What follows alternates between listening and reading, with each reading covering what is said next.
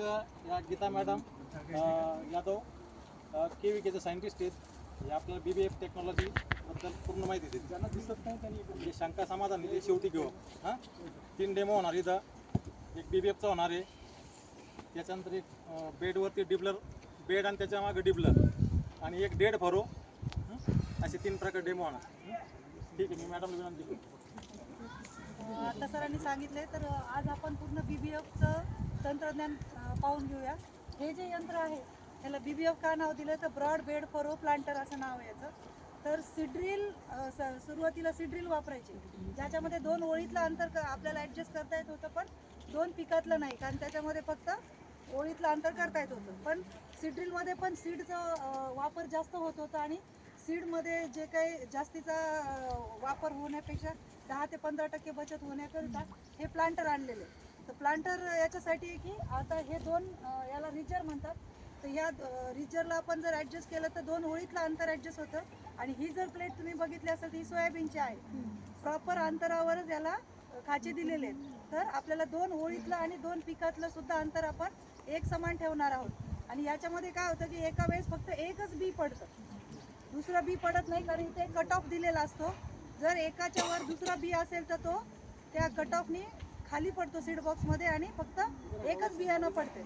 आता ही जी प्लेट आहे ही फक्त सोयाबीनची आहे. तर अशाच प्रकारे सगळ्या पिकांच्या प्लेट त्या मशीन मॅन्युफॅक्चररकडे आहेत. पण जेव्हा कुणीही एखादं पेरणी यंत्र विकत घेतं, टोकन यंत्र, तेव्हा 4च प्लेट येतात. मग कंपनी देते, कधी कापसाची मिळते, कधी मक्याची भेटते, कधी गव्हाची, तर कधी सोयाबीनची. तर जे कोणी भाडेतत्वावर अवजारे चालवणारे आहेत किंवा ज्या शेतकऱ्यांकडे ती प्लेट नसेल तर तुम्ही त्यांना कळवा की ही प्लेट 100 रुपयाला 4 किंवा 200 रुपयाला 4 भेटतात किंवा 5 भेटतात. तर हे म्हणजे लिहिलेलं असतं त्या प्लेटवर. याच्यावर कसं सोयाबीन नाव लिहिलं आहे तर कंपनीनं त्या प्लेटवर लिहून दिलेलं आहे की ती प्लेट कशासाठी वापरायची. किंवा बऱ्याचशा सीड पेरणी यंत्रावर इथे असा चार्ट दिलेला असतो आणि तिथे लिहिलेलं असतं की कोणत्या पिकासाठी किती नंबरची प्लेट आहे. जरी समजा प्लेटवर काही नसेल तर तिथे सांगितलेलं असं की गव्हाची प्लेट आहे 22, त्याला असे खाचे असतील. तर हे सगळ्यात पहिल्यांदा आपल्याला माहिती पाहिजे. त्याच्यानंतर ही जी प्लेट लावण्याची एक पद्धत आहे. तुम्ही पाहत असाल हा भाग जरा फुगीर दिसतोय आणि मागचा भाग आहे हा चपटा भाग आहे. तर प्लेट लावते वेळेस आपल्याला शेतकऱ्याला सांगायचं की हा फुगीर भाग वरतून आला पाहिजे. नाहीतर जर ही प्लेट ली तर ह्या प्लेटच्या मागे दाणे अडकून ही प्लेट फिरत नाही आणि आपलं पाहिजे ते सीड पडत नाही. तर सीड प्लेट लावताना हा फुगीर भाग समोरून आला पाहिजे आणि हा भाग मागे गेला पाहिजे, हे काळजीनं बघायचं. त्याच्यानंतर तुम्हाला इथे सीड प्लेट लावण्यासाठी एक नट दिलेला आहे. तर 4ही बॉक्समधला नट सारखा म्हणजे हे केला पाहिजे, फिट केला पाहिजे.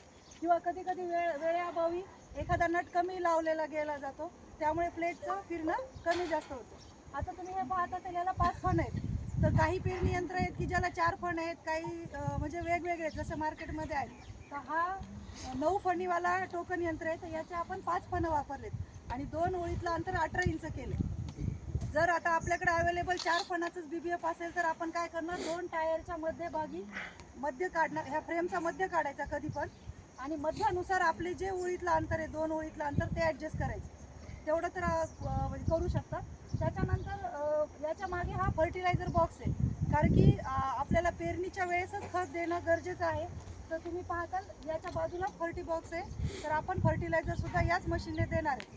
त्याच्यानंतर तुम्ही पाहत असाल फर्टिलायझरचा जो पाईप आहे तो पहिले आहे. 2 पाईप दिसतात आहे.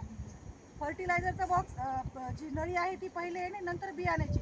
मग काय होतं तर आपलं फर्टिलायझर आधी पेरलं जातो आणि त्याच्यानंतर आपलं बियाणं पडते. म्हणजे जे फर्टिलायझर यूज इफिशियन्सी चांगली येण्यासाठी हे फायदेशीर आहे. त्याच्यानंतर महत्त्वाचा मुद्दा म्हणजे आपला असतो कॅलिब्रेशन.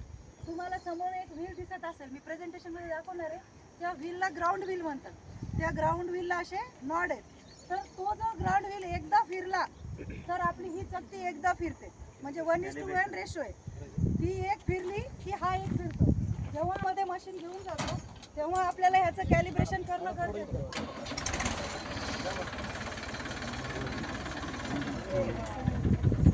दोन्ही करून घ्यायची कुठल्या पण एका रॉडला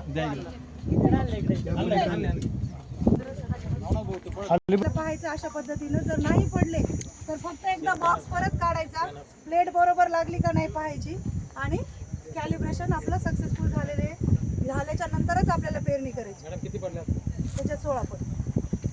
कमी पडले. हा 2 कमी पडले, पण 2 वेळेस आपल्याला करावं लागतात. एकच राऊंड केला ना, एखाद वेळेस पहिल्या राऊंड मध्ये नाही होत. ॲव्हरेज काढून घे. हा, तर आपल्याला 1-2 वेळेस आपल्याला ट्राय करायचं आणि दाणे मोजून घ्यायचे. अशा पद्धतीने हे कॅलिब्रेशन करूनच पेरणीला जायचं.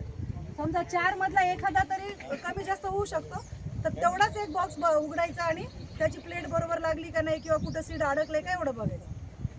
तर हे BBF मध्ये हे त्या टायरच्या पलीकडे जेव्हा फिरून येतील तर ट्रॅक्टर ड्रायव्हरला ऍडजस्टमेंट असते बरोबर ह्या रिजर मध्येच फिरून आल्यानंतर 18 इंच आहे अंतर रिजरच्या त्याच्यामध्ये याच्यात किती अंतर आहे? हे असं 18 ठेवले हे म्हणजे 9 आहे 9. 9 म्हणजे इकडून 9 आणि फिरून आल्यावर 9 म्हणजे 18 इंच ऍडजस्ट झालं पाहिजे. पडेल पण मग कोणतं जरी पीक असेल, समजा तुमचं तूर असेल तर तुमचं शेवटच्या फणामध्ये आणि रिजर मध्ये 45 सेंटीमीटरचं अंतर पाहिजे.